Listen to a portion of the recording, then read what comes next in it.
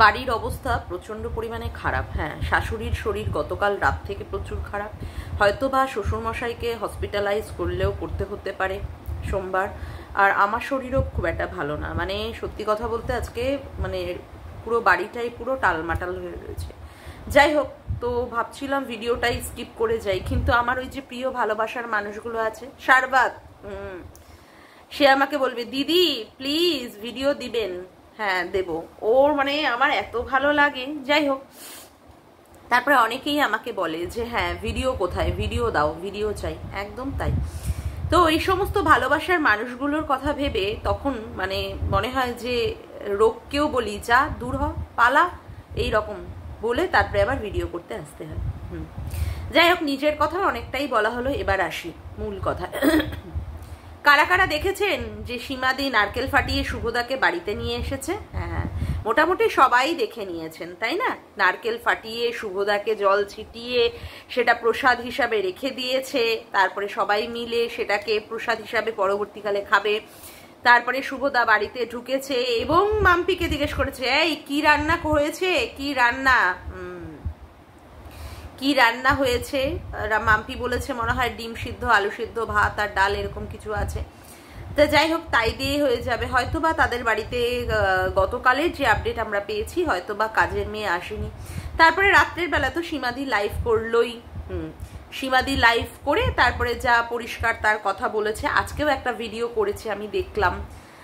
যাই হোক,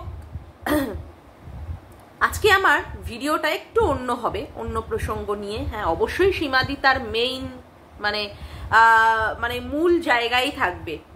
সবার আগে ইন্ট্রো। হ্যালো বন্ধুরা, কেমন আছো তোমরা সবাই? আশা করি তোমরা সবাই খুব ভালো আছো, আমিও ভালো আছি। মামনের মনের কথাতে তোমাদেরকে সকলকে সুস্বাগতম।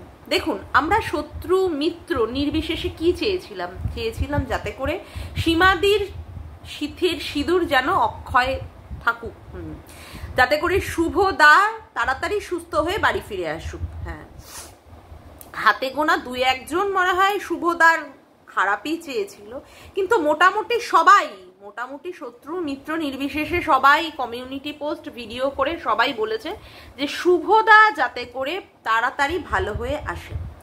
এই শুভদা তাড়াতাড়ি ভালো হয়ে আসুক এই কথার মধ্যে দিয়েও অনেকে অনেক রকমভাবে শুভদার মানে চিকিৎসা নিয়ে তির্যকভাবে কথা বলেছে, সীমাদিকে নিয়ে নানা রকমের তির্যকভাবে মন্তব্য করেছে।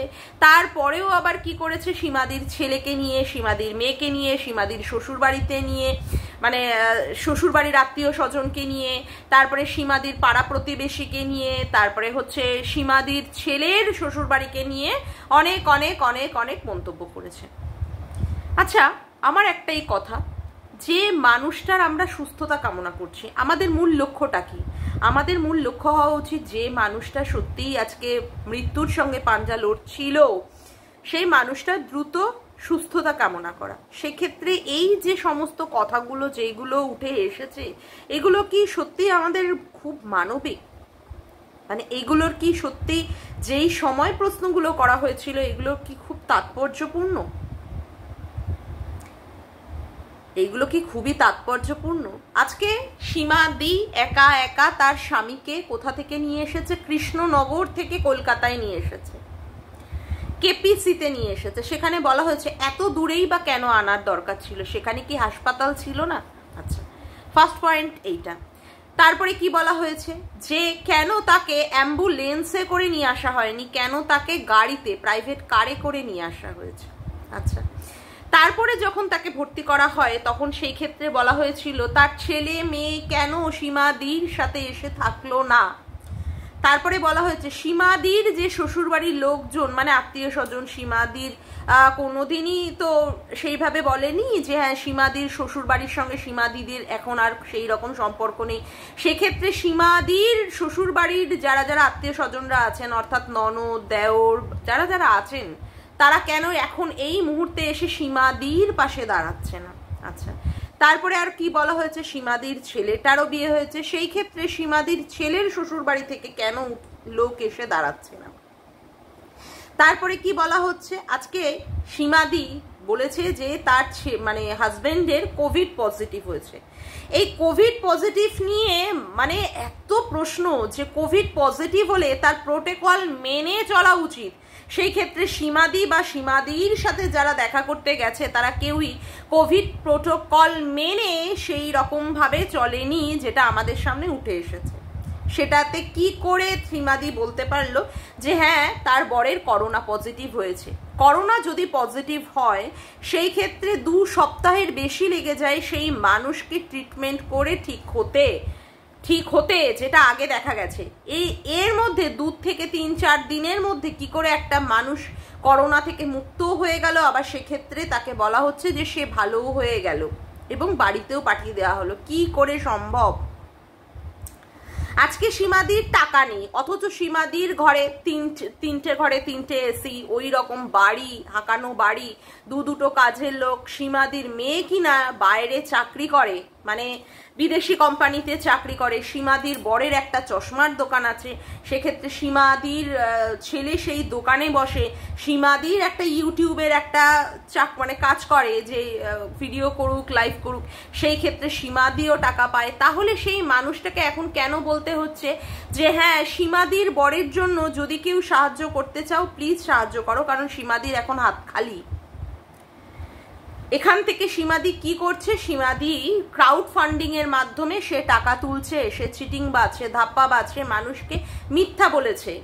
অনেক মানুষের থেকে সে সাহায্য নিয়েছে, এখন সেই সমস্ত কি করছে? সাহায্য নিয়ে মানুষকে ভুল বুঝিয়ে সে এখানে ব্যবসা ফেদে রেখেছে। ব্যবসা, মানুষকে ভুল বুঝিয়ে এখান থেকে টাকা ইনকাম করছে। সীমাদির ছেলেটাকে ছোট বলা হয়েছে। কেউ একজন বলেছে যে সেই সীমাদির ছেলেটা ছোট। কি করে ছোট হতে পারে? তার বিয়ে হয়ে গেছে, ফুলসজ্জা হয়ে গেছে, সে এখন রীতিমতো খাটকা পায়, সে এখন ছোট? হ্যাঁ, সীমাদির বরের এইরকম ভাবে অসুস্থ সে, তার বর, সেইখানে সীমাদির মেয়ে কি করে তার চাকরিটা ছেড়ে দিল? কি করে সে চাকরিটা ছেড়ে দিল যার বাবা কিনা অসুস্থ? সীমাদি বলেছে 20-22 দিন ধরে শুভদা ঠিক মতো ওষুধ খায়নি। তার মানে সীমাদির বরের উপর মানে এদের কারোর কোনো নজর নেই, সীমাদির বাড়ির লোকেদের, মানে সীমাদির মেয়ের এদের কোনো নজর নেই। তাকে দিয়ে, এই অসুস্থ মানুষটাকে দিয়ে কি করে বাজারে পাঠায়? তার মানে তার উপরে কি হচ্ছে? অত্যাচার করা হচ্ছে। সীমাদির বরকে তারা ঠিকমতো টেক কেয়ার করে না, তাই তো? সীমাদির বরকে টেক কেয়ার করে না। যারা সীমাদির সাথে দেখা করতে গেছে তারা মেডিকেল আপডেট দেওয়ার থেকেও তারা ওখানটায় কি করতে গেছে? পিকনিক করতে গেছে। সেখানে সীমাদির সাথে বসে গল্প, মজা, হাসি, হি চা খাওয়া, উমুক করা, এই সমস্ত করেছে। বোঝাই যায়নি যে হ্যাঁ সীমাদির বর সত্যিই অসুস্থ, যে কিনা হাসপাতালের বেডে ওই রকমের জমে মানুষে টানাটানি করছে, ওই রকমভাবে সে মেশিনের মাধ্যমে তাকে চলতে হচ্ছে, যার কিনা কার্বন ডাইঅক্সাইড লেভেলই হয়ে গেছিল 79। সেই ক্ষেত্রে তার বউয়ের মধ্যে তার কোনো রকমের রিয়াকশন নেই। যদি রিয়াকশন থাকতো তাহলে কি সে ভিউয়ার্সদের সাথে ওই রকমভাবে ইন্টারাক্ট করতে পারতো? কত কত কত কত প্রশ্ন না মানুষের মনের মধ্যে। না একজন ব্যক্তিগতভাবে একজনের কোনো এইরকম প্রশ্ন নয়, এখান থেকে দেখছি অনেকেরই প্রশ্ন। ও আরো কিছু কথা আমি বলেছি যে সীমাদি যে একটা তার জন্ম বৃত্তান্তর কথা বলেছে, সেক্ষেত্রে সে তার স্বচ্ছতার কথা বলেছে। তো আমাকে এখানে বলা হচ্ছে যে আমি কি পারবো এইভাবে কথা তুলতে? সীমাদি কি করে বলল? আজকে আমি বলেছি যে কাজল দানির কথা সীমাদি বলে। আমার সত্যি কথা বলতে কোনো দিনই বিশ্বাস হয় না যে কাজল দানি বলে সীমাদির জীবনে কেউ আছে। সেই ক্ষেত্রে বলা হচ্ছে যে সীমাদির ঠোঁটে যে কামড়টা, মানে কামড় না, সরি, সীমাদির ঠোঁটে যে কালো একটা স্পট পড়েছে সেটা হয়তো বা ওই কি বলে কাজল দানির কামড়ের হয়েছে, মানে এমন ভাবে বোঝানো হচ্ছে। সীমাদি এখন কাজল দানির সঙ্গে কি করছে? পরকিয়া করছে, তার বরকে হাসপাতালে রেখে দিয়ে। হয়তোবা গাড়িতে করে নিয়ে এসেছে, প্রাইভেট কারে, হয়তোবা কাজল দানি গাড়িটা চালাচ্ছিল, বা কাজল দানিকে পাশে রেখেই সীমাদি নিয়ে এসেছে। মানে বিভিন্ন প্রশ্ন বিভিন্ন প্রশ্ন বিভিন্ন প্রশ্ন, কত কত কথা। আজকে সীমাদি এখানেই বলেছে যে তাকে হেল্প করার কথা, যদি কেউ মনে করো, কারণ সীমাদির ভিউয়ার্সরা বারংবার করে বলেছে সীমাদিকে যে তুমি তোমার ফোন নাম্বারটা দাও, এবং সীমাদির এই ফোন নাম্বারটা ফেসবুকে পুরোপুরি কি বলবো পাবলিক করা আছে 2-3 বছর আগে থেকেই। তার জন্য সীমাদি কি করেছে, তার নিজের দায়িত্বে সে তার নাম্বারটাকে কমিউনিটিতে দিয়ে পাবলিক করে রেখেছে। তো এই ক্ষেত্রে তার ভিউয়ার্সরা চেয়েছে সীমাদির কাছ থেকে যে সীমাদি তুমি তোমার নাম্বারটা দাও। তারা হয়তো কিছু কিছু করে সাহায্য করতে পারে, তারা চাইছে সাহায্য করতে, কিন্তু এখানে মানুষরা কি বলছে, ক্রাউড ফান্ডিং করছে গো সীমাদি, ক্রাউড ফান্ডিং করছে। আর এক্ষেত্রে যে টাকা উঠবে সেই টাকা দিয়ে নাকি তার মেয়ে MBA পড়বে বলেছে, সেই MBA পড়ার ক্ষেত্রে কি হবে, সেখান থেকে টাকা তুলে নেওয়া হবে। সীমাদি বলেছে তার বর ICCU-তে আছে, কিন্তু রিপোর্টে লেখা ছিল ICU। সেই ক্ষেত্রে বলা হচ্ছে মানুষকে ধাপ্পা দিচ্ছে, মানুষকে ভুল বোঝানো হচ্ছে, মোটেই সীমাদির বর ICCU-তে নেই। কত আমি সত্যি ভাবি, এদের সারা দিনের সংসার আছে, রান্না আছে, মানে তারপরে হচ্ছে বাচ্চা মানুষ করা আছে, সংসারের যাবতীয় কাজকর্ম আছে, এরা এত সময় পায় কোথা থেকে? এদের মনের মধ্যে এত প্রশ্ন আসে কোথা থেকে? এদের মনের মধ্যে এত প্রশ্ন আসে কোথা থেকে? যারা শুধুমাত্র চাইছে সীমাদির বর সুস্থ হয়ে উঠুক, সীমাদির বর সুস্থ হয়ে উঠুক, তারা যদি সত্যি কথা বলতে সীমাদির বরের সুস্থতাই যদি কামনা করত, তাহলে কি এত এত প্রশ্ন বানে সীমাদিকে জর্জরিত করতে পারতো? তাহলে কি এত এত প্রশ্ন বানে সীমাদিকে জর্জরিত করতে পারতো? এরা নাকি ওয়েল উইশার। সীমাদি তার অত বড় বাড়ি থাকা সত্ত্বেও সে বাড়ি না বিক্রি করে দিয়ে তার বরের ট্রিটমেন্টের অবহেলা করছে, গাফিলতি করছে। সেই রকম যদি বোন হতো তাহলে কি করতো, দেখিয়ে দিত সীমাদিকে। সীমাদির বরেরকে সুস্থ করে বাড়ি নিয়ে যেত। এমনও পর্যন্ত ইউটিউবে বোন আছে, কিন্তু সেই বোন আবার প্রচন্ড পরিমাণে মানে কি বলবো, সেই দাদার সম্পর্কে বলে দাদা নাকি তার শাশুড়ির সাথে আউচ করে। হ্যাঁ, অথচ ভীষণ চিন্তা করে গো, ভীষণ চিন্তা করে দাদার জন্য। হ্যাঁ, দাদা তার গানের প্রশংসা করেছে, এত ভালো দাদা। সেই দাদার প্রতি তার এত ভালোবাসা। হ্যাঁ, কিন্তু ভীষণ মনের মধ্যে তার প্রশ্ন, কি করে এইগুলো সম্ভব? সত্যি হায় রে হায়, কোথায় গেল আমাদের মানবিকতা? কোথায় কোথায় মানবিকতাটা কোথায়? সীমাদি নাকি কন্ট্রোভার্সি করছে। সীমাদিকে যদি এত এত প্রশ্ন করা হয়, সেই মানুষটার কি মাথা ঠিক থাকে, যার স্বামী কিনা হাসপাতালের বেডে ওই রকম ভাবে পরিস্থিতির মধ্যে ছিল, ওই রকম ভাবে পরিস্থিতির মধ্যে ছিল? যদি বা তাদের এতই প্রশ্ন মনের মধ্যে ছিল, আজকে শুভদা বাড়িতে, এই যে এখন বাড়িতে এসেছেন, তারপরে তাকে এগুলো করা হতো না? কেন করব না? সীমাদি অন্যায় করে যাবে আর তার এগেনস্টে প্রশ্ন করা হবে না? অবশ্যই প্রশ্ন করব, এটা জায়েজ, এটা উচিত, কখনোই না করা হব না। না, আমি একটা কথাই ভাবি যে এই যে যারা প্রশ্নগুলো করছে তাদের ডিগ্রিগুলো কতটা? একজন তো বললই দেখলাম কালকের ভিডিওতে, তার নাকি পিওর সায়েন্সে নাকি ক্লাস 10 অবধি তার শেষ হয়ে গেছে। তার হায়ার সেকেন্ডারিতে কি ছিল, ইকোনমিক্স, আর বললো মানে জিওগ্রাফি, যেটাকে বলা ইকো জিও, এটা ছিল। হ্যাঁ, ওর জন্যই তার সায়েন্সের কোনো নলেজ নেই, আর সে জানেই না কোনটা পিওর সায়েন্সের মধ্যে পড়ে, কোনটা বায়ো সায়েন্সের মধ্যে পড়ে। আজকে যে সে এই যে কথাগুলো বলছে, এই যে করোনা হলে কি হয়, করোনাতে কি প্রোটেকশন নিতে হয়, তার জন্য হোম আইসোলেশনে থাকা, অমুক তমুক, এইগুলো মনে হয় না পিওর সায়েন্সে পড়ে, তাই না? আমার সাথে যারা যারা সহমত হবেন প্লিজ একটু কমেন্ট বক্সে লিখবেন, কারণ আমার নিচেরই হায়ার সেকেন্ডারি অবধি আমার পিওর সায়েন্স ছিল, তারপরে সেটা বায়ো সায়েন্সে ট্রান্সফার হয়েছে। আমার নিজেরই ছিল হচ্ছে কি বলে আপনার বিএসসিতে বটানিতে অনার্স, পাশে ছিল জুলজি এবং হচ্ছে কেমিস্ট্রি। তারপরে গিয়ে তো আমার মাস্টার্সের পুরোটাই ছিল হচ্ছে আমার কি বলে ওটার নাম, বটানিতে ছিল হচ্ছে সাবজেক্ট। সেখানে পেপার সাবমিট অমুক তমুক এগুলো করতে হয়েছে। যাই হোক, সেগুলো পরের কথা। তা কথা হচ্ছে এগুলো কি পিওর সায়েন্সের মধ্যে থাকে? মানে তার সত্যি ভীষণ নলেজ। ICU আর ICCU এই যে ব্যাপারটা, তার মধ্যে কিন্তু কোনো রকমের, যা বুঝলাম তার ভিডিওটা দেখে, তার মধ্যে কোনো রকমের পরিষ্কার নয়। সেখানে মানুষ এসে এসে তাকে কিভাবে বলছে রাজর্ষি, সে তারপরে আরো অনেক মানুষই দেখলাম এসে এসে বলছে যে তোমার কিন্তু এই বিষয়ে কোনো জ্ঞান নেই, তুমি ICU আর ICCU এর মানেই বোঝনি।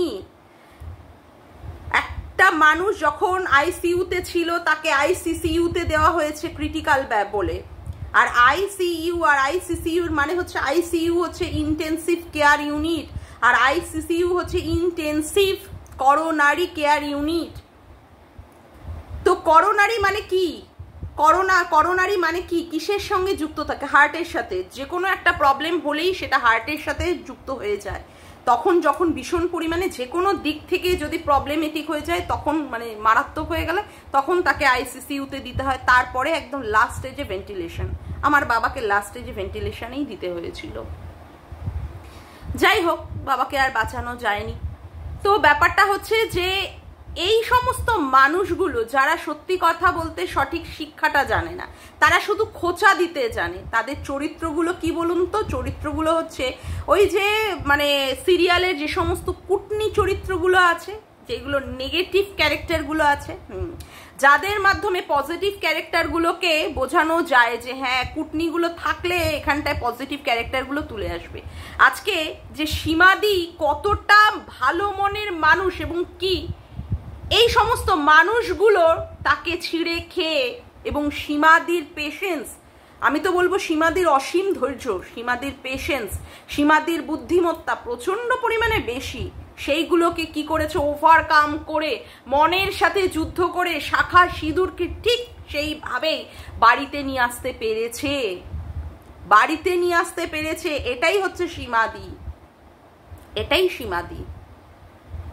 আজকে বলা হচ্ছে এই যে 4000 টাকা যার কাছ থেকেই নেওয়া হয়েছে কিনা, এই তার কাছ থেকে নিয়েই মানে শুরুবাত করা হবে যে এরকম 4000 টাকা নিয়েছে, এবং সেই টাকার মাধ্যমে সে যেহেতু তিনি একজন মানে একটা পদে আছেন, তাকে দেখিয়ে সীমাদি কি করতে পারবে? ক্রাউড ফান্ডিংটা খুব ইজিলি করতে পারবে। আমি তো এই ক্ষেত্রে অন্য কথাও বলতে পারি, সীমাদিকে এইভাবে টোপ দিয়ে, যে 4000-এর একটা টোপ দিয়ে রাখলাম, সেক্ষেত্রে বলে রাখলাম যে কাউকে বলো না, পরবর্তীকালে তাকে ক্রাউড ফান্ডিং এর আওতার মধ্যে এইভাবে ফেলে দেওয়া যায় যে হ্যাঁ সেইভাবে টাকা তুলতে চেয়েছিল।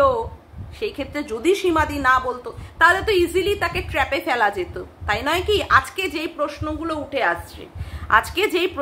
উঠে আসছে, এটা কি সত্যি হিউম্যানিটি হচ্ছে? যে কিনা এতদিন একটা দুর্গা বাহিনী, বাপরে বাপ, বড় বড় করে ফলাও করে করে দুর্গা বাহিনীর মধ্যে সীমাদিকে রাখা হয়েছিল। আজকে যে কারণেই একটা ক্ল্যাশ লাগুক, যে কারণেই আজকে একটা মন মানসিকতার সাথে তার সাথে না মিলতেই পারে, আজকের দিনে যেই পরিস্থিতিতে সীমাদি ছিল, সেই পরিস্থিতিতে এই রকম ভাবে কথা বলে তাকে ছোট করা, অপমান করার কি খুব প্রয়োজন ছিল? যারা করেছে তারা তাদের মানসিকতা কি সেটা তো পরিচয় খুব ভালোভাবেই দিয়েছে। সেক্ষেত্রে তাদের বারণ না করে সীমাদিকে আরো আইনের আওতার মাধ্যমে, তার অন্যায়ের মাধ্যমে সেইগুলোকে তাকে বোঝানো, তাকে শাস্তি দেওয়ার, তাকে ঠিক রাস্তায় নিয়ে আসার জন্য তাকে বোঝাতে বসতে হয়েছে। হ্যাঁ, আর যারা এইভাবে সীমাদিকে দিন রাত ছিঁড়ে খেয়েছে, তাদের ক্ষেত্রে সেইভাবে যে শাসনের মাধ্যমে, সঠিক শাসন বা সঠিকভাবে তাদেরকে মানে শিক্ষা দিয়ে এইগুলো বন্ধ করার, কই সেই রকমভাবে আমরা কোনো রকমের উচিত কাজ দেখেছি কি? কেউ দেখেছেন আপনারা? না, আমার চোখে পড়েনি, আমার চোখে সেটা পড়েনি। বরঞ্চ তাকে আরো উৎফুল্লতা দেওয়ার মাধ্যমে স্ট্রিম লাইভ করে কত বাবা, দীপ্তিদিকে এখন দীপ্তি বুড়ি, মানে সিরিয়াসলি এই যে কথাটা দীপ্তি বুড়ি, হ্যাঁ, দীপ্তিদি যখন আমার জন্য কেঁদেছিল, মানে আমি কাউকে খারাপ কথা বলেছি, আমি কারোর বাচ্চার মৃত্যু কামনা করেছি, দীপ্তিদির খারাপ লেগেছিল বলে দীপ্তিদি ভিডিও বা লাইভ করে কেঁদেছিল, তখন সঙ্গে সঙ্গে মনের মধ্যে খুব কষ্ট হয়েছিল বলে দেন দীপ্তিদিকে ফোন করে, কেন কাঁদছো দীপ্তি, কেন? ওই অসভ্য অশিক্ষিত টিচার, খিস্তিবাজ গালিবাজ টিচারের জন্য কার্য। হ্যাঁ, তখন দীপ্তিদিকে প্রচন্ড পরিমাণে মায়া দয়া ভালোবাসা দেখানো হয়েছিল। তাহলে সেই দীপ্তিদির সম্পর্কে দীপ্তি বুড়ি, অসভ্য, তারপরে যেন কি কি বলা হয়, ইতর, অসভ্য, জানোয়ার, ছোট লোক, এইগুলো বলে বলে আক্রমণ করাটা কি সত্যি মানে ওই মানবিকতার জায়গায় পড়ে? মানে যিনি এই মানুষের অধিকারের জন্য কাজ করেন তিনি এইভাবে যখন বলছিলেন, আমার সত্যি তখন মনে হলো যে এই জায়গাগুলো কি সত্যিই বলা যায়? সত্যিই বলা যায় তাকে বুড়ি? আরে ভাই রে ভাই, বুড়ি কে না বুড়ি হবে? কে না বয়সে বুড়ি হবে? কেউ কি বলতে পারে না আমি সারা জীবনই এইরকম ভাবে কচি আর ছুরি হয়ে থাকবো? না, কেউ বলতে পারে না। আমার না আপনাদের কারোর পক্ষেই বলা সম্ভব না। জন্মিলে মরিতে হবে, অমরকে কোথা রবে। কেউ এখানে অমর হতে আসেনি, আর কেউ এখানে চুরি হয়ে এইভাবে থাকতে পারবে না। তা মানুষকে ওইভাবে অপমান করার মানেটা কি? মানেটা কি? সেখানে লেনিন, মার্ক্সবাদ, অমুক তমুক নিয়ে এসে সেই জায়গাগুলো কটাক্ষ করার কি খুব দরকার? জানি না। আমি আবার এই সমস্ত কথাগুলো যদি বলি তাহলেই বলা হবে কি, এই তুই চুপ কর, তোকে কেস দিয়ে মুখ বন্ধ করে দেবো। কেস কেস কেস কেস কেসের খেলা। যে সীমাদি কিনা উপকার করবে বলে নিয়ে আসলো মানুষের, সেই সীমাদির এগেনস্টেই এখন কেস। তার বর এরকম অসুস্থ, যার এই রকম পজিশন, তার ছেলে মেয়ে সংসার সমস্ত কিছু থেকে দূরে থেকে একজন মানুষের বাড়িতে সে পড়ে রয়েছিল এতদিন ধরে, সেই ক্ষেত্রে মানবিকতা বা বিবেকের খাতিরে যে না তাকে কিছু বলো না এই সময়, তার এখন পরিস্থিতি সত্যিই খারাপ না, সেইগুলো তো হয়নি, বরঞ্চ আরো তাকে সে মানে কি ক্রাউড ফান্ডিং বা অমুকের আওতায় ফেলে তাকে কি করতে হবে, জর্জরিত করতে হবে, তার মাথাটাকে এই রকম ভাবে খারাপ করে দিতে হবে। বিভিন্নভাবে প্রশ্ন করো, বিভিন্নভাবে প্রশ্ন, তাকে উত্তেজিত করো, সে খারাপ কথা বলুক, তাতে করে তাকে ভালো রকমের সলিড কেস দিয়ে তাকে কি করতে হবে, তাকে বিচার করতে হবে, তার বিচার করতে হবে। এখানে পাওয়ার দেখানো হচ্ছে, ভীষণ পরিমাণে পাওয়ারের খেলা চলছে, পাওয়ার, শক্তি। লাইক সিরিয়াসলি আমি এইগুলো দেখবো ভাবতেই পারিনি। যখন কথা হতো না, যখন কথা হতো গ্রুপে বলুন বা পার্সোনালও কথা হতো, সত্যি আমি ভাবতাম যে সত্যিই মনে হয় ভীষণ পরিমাণে হিউম্যানিটি রয়েছে, হ্যাঁ হিউম্যানিটি রয়েছে। কিন্তু পরবর্তীকালে দেখলাম না, হিউম্যানিটির জায়গায় কিছু নেই, বিগ জিরো হিউম্যানিটির জায়গা নেই। হিউম্যানিটি যদি হিউম্যানিটি থাকতো না, তাহলে আমাকে নিয়ে ওইভাবে কটাক্ষ করে লাইভ করা, তারপরে সমর্থন করা, এবং কাহার নির্দেশে যে হচ্ছে সেটা কি বুঝতে কিছু বাকি থাকে? কারণ আমাকেও তো অনেক সময় বলা হতো, এই এটা করো, এর এগেনস্টে ভিডিও করো, গালি দাও, অমুক করো। হ্যাঁ, আমাকে এখন বলেছে তুমি গালি কেন দিয়েছো, তুমি কি জানতে না? হ্যাঁ জানতাম যে সেটা খারাপ, তখন হয়েছে কি আর বলবো। তখন আমিও তো সেই গু খাওয়া কাজ করেছি, আজকে বলতে বাধ্য হচ্ছি, গু খাওয়া কাজ করেছিলাম, গু খাওয়া কাজ, সমস্ত কিছু শিক্ষা দীক্ষা জলাঞ্জলি দিয়ে ওই রকম একটা জায়গায় মানে ছিলাম, গু খাওয়া কাজ করেছি। আজকে যদি ওই রকম জায়গায় না থাকতাম তাহলে হয়তো আপনারা এইভাবেও আমাকে কটাক্ষ করতে পারতেন না। আজকে যেই জায়গায় কটাক্ষ হচ্ছে, আজকে সীমাদি বুঝেছে অনেক দেরি করে, সেক্ষেত্রে সীমাদি সরে এসেছে। আজকে দীপ্তিদিকে ভাবুন তো, দীপ্তিদিকে কিভাবে অপমান করা হচ্ছে, দীপ্তিদি কি করেছে, রিম্পাকে কিভাবে বলা হয়েছে, আজকে কি যাদের যাদের বলা হচ্ছে, সত্যি কি তারা এইগুলো শোনার যোগ্য? এইগুলো কি শোনার যোগ্য? তারা কিভাবে ছোট বড় অপমানমূলক কথাবার্তা বলা হচ্ছে। তাকে যদি ঘুরিয়ে কোনো কিছু প্রশ্ন করা হয় বা তার দলের লোকেদের, তখনই কেস দিয়ে দেবো, কেস দিয়ে দেবো, কেস দিয়ে দেবো বলে বলে সঙ্গে সঙ্গে তার মুখ বন্ধ করা হচ্ছে। আর তারা যখন লোককে নিয়ে অপমানজনক কথা বলছে, লাথি মেরে এই দেশ থেকে ওই দেশে তাড়িয়ে দেবো, ক্ষমতা থাকলে তারপরে দেখিয়ে কাজ করবি, বুঝেছিস? হ্যাঁ, আমাকে বলছিস 8 কোটি, তোর তো দুটো, একটাতে হয় না, দুটো একসাথে কাজ হয় নাকি? একসাথে কাজ হয় নাকি একটাকে মেরে ফেলে দিয়ে তারপরে আর একটাকে নিয়ে কাজ করছিস? বলতে চাই না এই সমস্ত কথা, কিন্তু ওই যে রোজ রোজ আটকুড়ি আটকুড়ি আটকুড়ি আটকুড়ি হচ্ছে তো কি হয়েছে? অসুবিধা কোথায়? অসুবিধা কোথায়? আমার স্বামীর সাথে আমি এখনো পর্যন্ত আছি, অন্য কিছু তো খারাপ কাজ করিনি, আর আমার স্বামী বুঝে নেবে আমার আটকুড়িটা। তোর মরণ লাগছে কেন সাদা ভেড়া? হ্যাঁ, দুটো নিয়েও কাজে হচ্ছে না, কাজ এখনো হচ্ছে না দুটোতেও। যা করার করে নে, যা করার করে নে, কোনো অসুবিধা নেই, তৈরি আছি তো, বললাম না তৈরি আছি। সব ভয় চমকানো মমকানা, খুব চমকিয়েছিলিস না? সাদা ভেড়াকে বলছি, খুব চমকিয়েছিলিস না? তুই আমাকে নিয়ে নোংরা নোংরা কথা বলবি, সেই তোকে ছেড়ে দেবো? তোর ভিডিওটা কি সুন্দর করে জায়গা মতো এডিট করে ছেড়ে দিয়েছি, মানুষের সামনে তুলে ধরেছি, তোর আসল রূপটা দেখিয়েছি। তুই আমাকে খিস্তিবাজ বলিস, তোর রূপটাও দেখুক মানুষ, তোর রূপটাও দেখুক যে তুই আমাকে কিভাবে গালাগালি করে ভিডিও করিস, রূপটাও দেখুক। আজকে বলুন তো, আজকে এই যে জায়গাগুলো হয়েছে, এটা কি সত্যি ইউটিউব পরিষ্কার হচ্ছে? একে ছিঁড়ে খাচ্ছে, ও ওকে ছিঁড়ে খাচ্ছে, এগুলো কি সত্যি ইউটিউব পরিষ্কার করার কাজ হচ্ছে? তারপরেও যদি আমি কোনো মানুষের পাশে দাঁড়াই, হ্যাঁ, আমি কিন্তু সেখানে যাইনি, আমি কিন্তু শুভদাকে দেখতে যাইনি।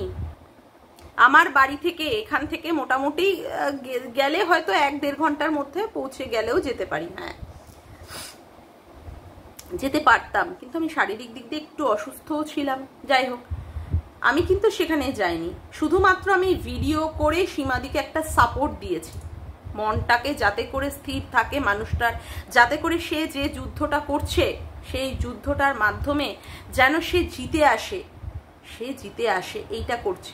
তাতে করে আমাকে কি বলা হচ্ছে, তুমি ওর অতীত জানো, ও কি মহিলা, আজকে তুমি ওকে নিয়ে পজিটিভ ভাবে করছো, দুদিন পরে তুমি ওনাকে নিয়ে নেগেটিভ ভাবে করবে। প্রথমত বলি, আমার কারোর অতীত জানার দরকার নেই, আমি মোটামুটি একেবারে 1-1.5 বছর তো হলো, মোটামুটি কিছু হলেও আমি জেনেছি বা শুনেছি কিছু ভাবে, এর থেকে আর কিছু আমার জানার দরকার নেই, এর থেকে আমার আর কিছু জানার দরকার নেই। একটা মানুষের বিপদের সময় আর একটা মানুষ হয়ে যদি না দাঁড়াতে পারি, তাহলে মনুষ্যত্ব বলে আমার মধ্যে কিছু আছে বলে আমি মনে করি না।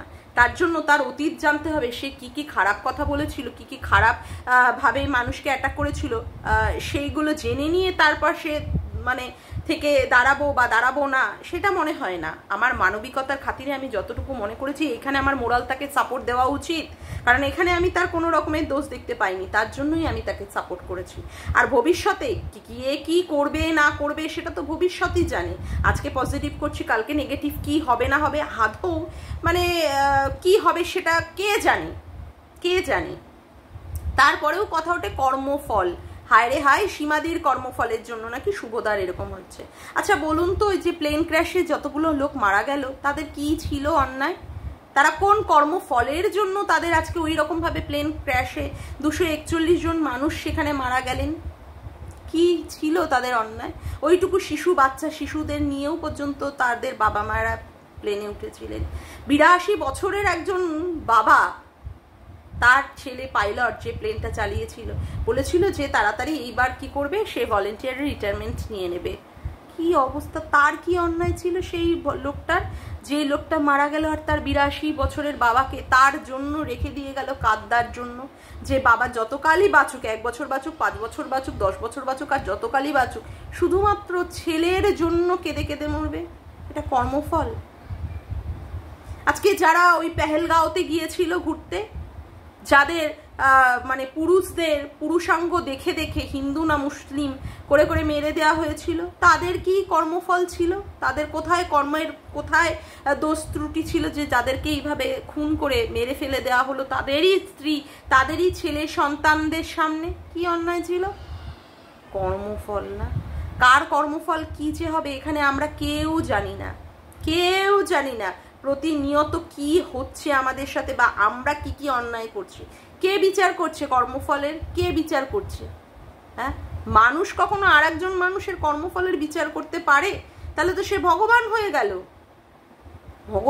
গেল। আর যেই জ্ঞানগুলো দিচ্ছে তার তো মানে হয় কি আর বলবো, হায়ার সেকেন্ডারি ফেল করার পরেও তার বিশাল তার ডিগ্রি, এমন সে দেখাতে বসে, প্রত্যেকটা বিষয়ে তার নলেজ।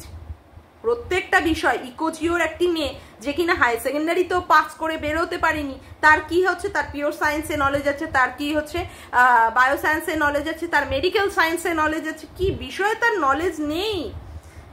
ভগবানের কর্মফলের উপরেও তার নলেজ আছে। মানে সে মানে সর্বগুণের অধিকারী একটি মহিলা, ভাবা যায়?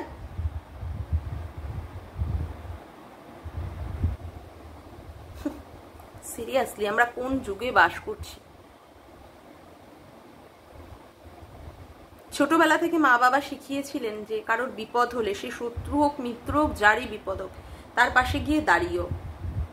আর একটা কথা আমার বাবা সবসময় বলতেন, কারোর কোনো দুর্বল জায়গায় কোনোদিন আঘাত করো না, কোনোদিন আঘাত করো না। ভগবান সেই জায়গাটা কিন্তু তোমার দিকে ফিরিয়ে এনে কি যে তোমাকে শাস্তি দেবেন, তুমি তার মানে ভাবতেও পারছো না, যে তোমার জীবনে কত বড় সর্বনাশ হবে। কারোর কোনো দুর্বল জায়গা নিয়ে কখনোই মনে আঘাত দিয়ে কখনোই কথা বলতে নেই। আর এখানে তো দেখি তার অন্য রূপ, এখানটা দেখি তো তার সব অন্য রূপ।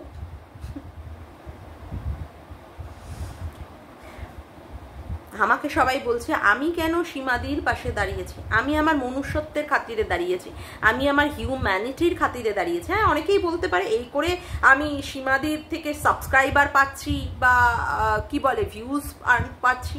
সে কে কি বললো না বললো, আমার তাতে কোনো কিছুই যায় আসে না, আমার তাতে কোনো কিছুই যায় আসে না। আমি মনে করেছি যে আমার এই ভিডিওর মাধ্যমে তাকে একটা পজিটিভ বার্তা দিয়ে তার মনোবল বাড়ানো উচিত, এবং মনোবল যত বাড়বে, যত সে পজিটিভ থাকবে, তত সে পজিটিভভাবে কাজ করে সে জিতে আসতে পারবে। এবং সেই জন্যই আমি ছিলাম, এবং পজিটিভভাবে জিতে এসেছে সে তার মানে শাখা সিঁদুর অক্ষত রেখে তার স্বামীকে সে ঠিকভাবে বাঁচিয়ে নিয়ে আসতে পেরেছে, সত্যিই বাঁচিয়ে নিয়ে আসতে পেরেছে। এখানেই আমাদের জয়, এখানেই সীমাদির জয়, আর আমার সীমাদিকে সাপোর্ট করে এখানেই আমার জয়। আশা করি বোঝাতে পারলাম। যাই হোক, আজকের মতো ভিডিওটা আমি এখানেই শেষ করলাম। আমার ভিডিওটা যদি তোমাদের ভালো লেগে থাকে অবশ্যই একটি লাইক করো, কমেন্ট করো, শেয়ার করো, আর চ্যানেলটিকে বেশি বেশি করে সাবস্ক্রাইব করে রেখো, আর অল নোটিফিকেশান বেলটিকে অন করে রেখো এই রকম নতুন নতুন ভিডিও পাওয়ার জন্য। আজকের মতো আসি বন্ধুরা, আবার দেখা হচ্ছে একটি নতুন ভিডিওতে। Bye, tata.